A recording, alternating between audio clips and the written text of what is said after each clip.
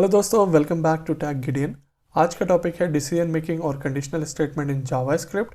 इस वीडियो में हम लोग कवर करेंगे डिफरेंट डिसीजन मेकिंग स्टेटमेंट जो यूज़ होते हैं जावास्क्रिप्ट में, और उन सभी स्टेटमेंट को लाइव एग्जांपल के साथ समझेंगे।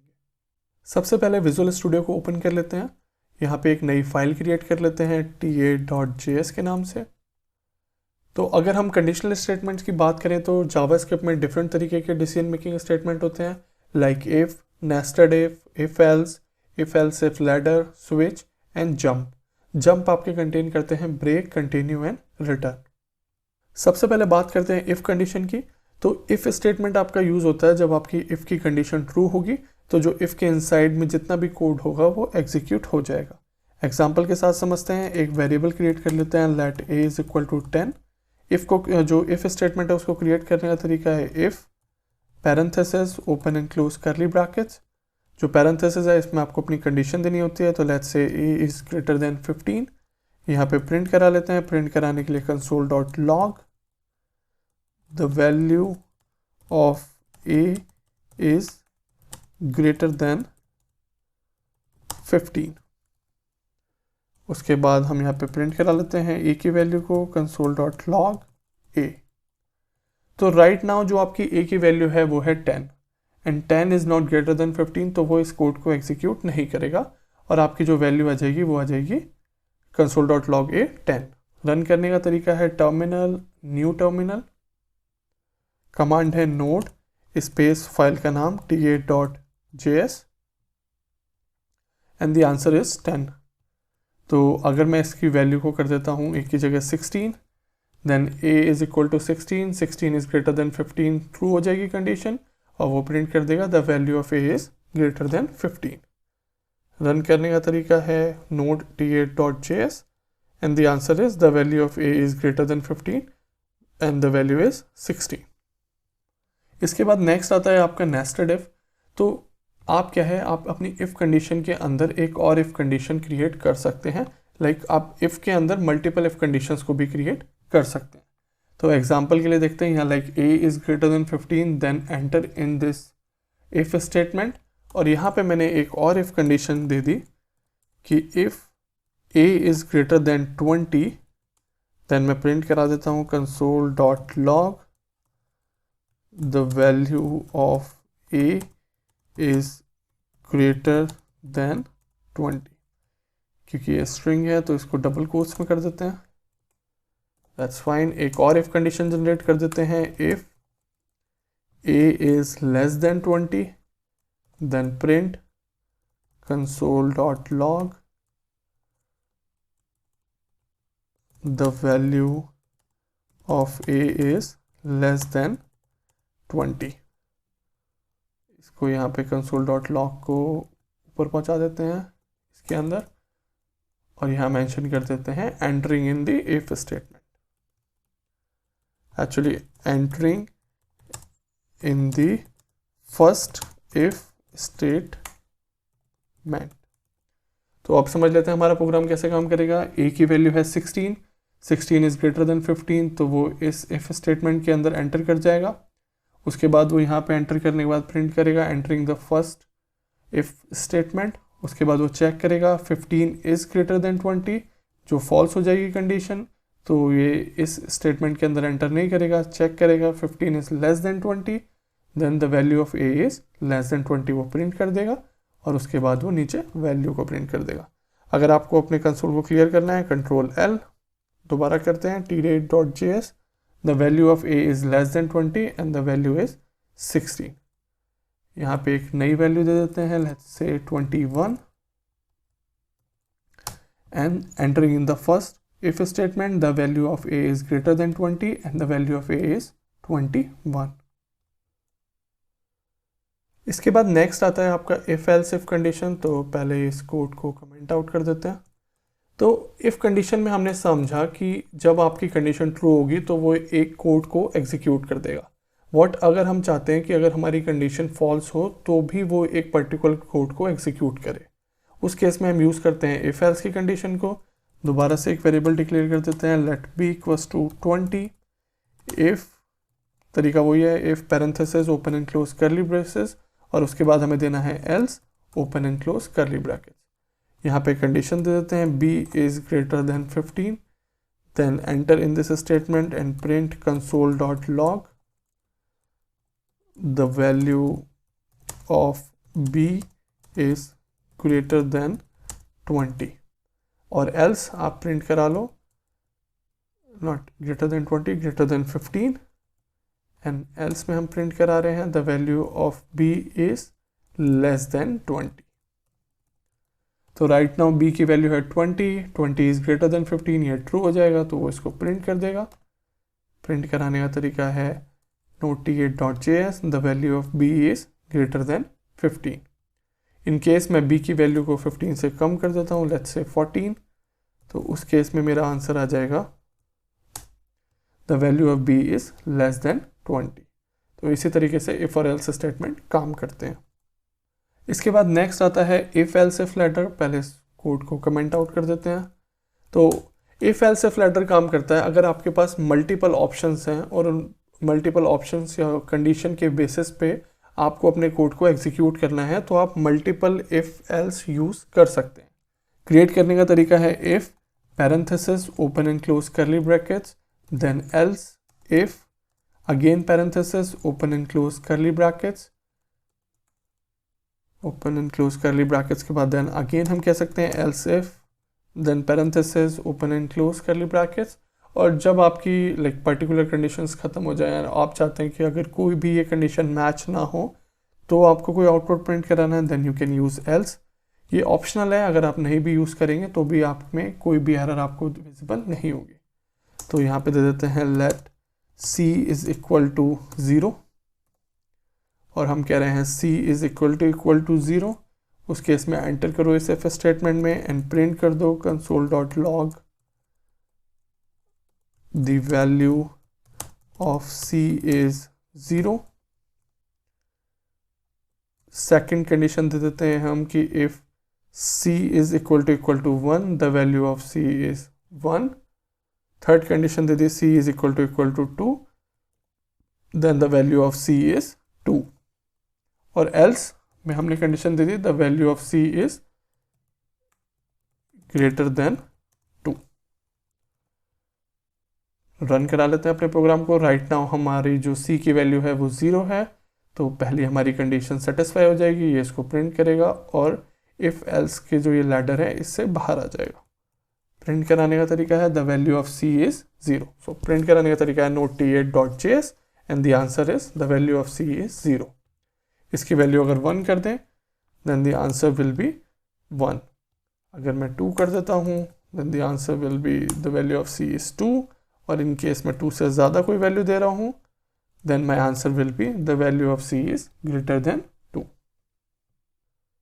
इसके बाद नेक्स्ट आता है आपका स्विच स्टेटमेंट। पहले ऊपर के कोड को कमेंट आउट कर देते हैं। तो स्विच स्टेटमेंट क्या होता है कि अगर आपके पास मल्टीपल ऑप्शंस हैं और उन मल्टीपल ऑप्शंस के बेसिस पे आपको अपना डिसीजन लेना है और उसके बेसिस पे आपको अपना कोड रन करना है, तो आप स्विच केसेस को यूज़ कर सकते हैं। स्विच और इफ एल्स इफ लेटर है वो सेम ही तरीके से काम करते हैं, सिर्फ इनकी स्ट्रक्चर डिफरेंट होती है। स्विच को डिफाइन करने का तरीका है switch parenthesis open and close curly brackets, और जो स्विच के पैरेंथेसिस होते हैं उसमें आप कोई कंडीशन एंटर नहीं कर सकते, आपको अपने वेरिएबल को एंटर करना होता है। तो यहाँ पे एक वेरिएबल डिफाइन कर देते हैं let d equal to 0। Switch में उस वेरिएबल दे दिया d। नाउ मेरे पास कंडीशन ये है केस फर्स्ट, तो फर्स्ट केस में मैं कह रहा हूँ d की वैल्यू होगी 0 देन कोलन, और उसके बाद मैं अपना जो है कोड एग्जीक्यूट कर सकता हूँ। तो अभी मैं प्रिंट करा लेता हूँ console.log the value of d is 0। इसको स्ट्रिंग है तो हमें डबल कोट्स के अंदर करना पड़ेगा। इसके बाद हम लोग अपना सेकंड केस दे देते हैं। केस में जो d की वैल्यू है वो होगी 1 कोलन, प्रिंट करा लेते हैं console.log d की वैल्यू है 1। देन आ गया हमारे पास थर्ड केस, केस 2। केस 2 में मैं कह रहा हूँ जो मेरी d की वैल्यू है वो होगी अगर 2, तो मैं प्रिंट करा दूंगा the value of d is 2। तो आप इसी तरीके से डिफरेंट केसेस को डिफाइन कर सकते हैं। और similarly if else if condition में जैसे आप लास्ट में एल्स यूज़ कर सकते हैं। अगर आपकी कोई कंडीशन वेरीफाई नहीं हो रही है तो इस केस में यहाँ आप डिफ़ॉल्ट को यूज़ कर सकते हैं। तो डिफ़ॉल्ट इज़ अगेन ऑप्शनल, आपको यूज़ करना है तो आप कर सकते हैं, नहीं भी करना है तो भी आपकी कोई एरर थ्रो नहीं होगी। तो यहाँ प्रिंट करा लेते हैं console.log the value of d is greater than 2। ये हमारा तैयार हो गया आपका स्विच। तो यहाँ पे राइट नाउ d की वैल्यू 0 है, लेट्स चेंज इट टू 4। तो 4 के कंडीशन में हम देखेंगे ना ही इसकी वैल्यू 0 है, 1 है, 2 है, तो हमारा जो मैसेज है वो डिफ़ॉल्ट मैसेज प्रिंट हो जाएगा। The answer is the value of d is greater than 2। अब इसकी वैल्यू को चेंज करते हैं और कर देते हैं 0। अब 0 करने के बाद वो वेरीफाई करेगा दैट केस 1 इज वेरीफाइड और वो इस वैल्यू को प्रिंट कर देगा आइडियली। बट यहाँ पे हम देखेंगे कि ये सारी वैल्यूज को प्रिंट कर रहा है। The value of d is 0, 1, 2 and greater than 2। इसका रीज़न ये है कि आपको स्विच स्टेटमेंट जब आप यूज़ करते हैं तो जब आपका एक केस कोई आप डिफाइन कर देंगे और उसका कोड लिख देंगे, उसके बाद आपको ब्रेक स्टेटमेंट को यूज़ करना पड़ता है। अगर आप ब्रेक स्टेटमेंट यूज़ नहीं करेंगे तो जो भी कंडीशन सेटिस्फाई होगी उसके नीचे की जितनी भी कंडीशन है वो भी रन हो जाएंगी। तो लेट्स सी, मैंने यहाँ पे ब्रेक यूज़ कर लिया है, सारी जगह ब्रेक लगा देते हैं। डिफ़ॉल्ट कंडीशन में ब्रेक की ज़रूरत नहीं पड़ती है। प्रिंट करेंगे तो वैल्यू ऑफ d इज़ 0। अगर इसको 1 कर दूँ then the value of d is 1। अगर 2 कर दूँ then the value of d is 2, और अगर मोर देन 2 है then the value of d is greater than 2। इसके बाद नेक्स्ट आता है आपका जंप। तो पहले ऊपर के कोड को एक बार कमेंट आउट कर देते हैं। तो जंप में क्या है, आपके पास 3 डिफरेंट कंडीशन होती है, break, continue and return. Break अभी हमने समझा कि अपने जो हमारे स्विच स्टेटमेंट होता है, अगर उसमें हमारी कोई कंडीशन वेरीफाई हो जाती है तो हमें स्विच स्टेटमेंट में बाहर आने के लिए हमें ब्रेक का यूज़ करना पड़ता है। सिमिलरली आप ब्रेक को लूप को एग्जिट करने के लिए भी यूज़ कर सकते हो।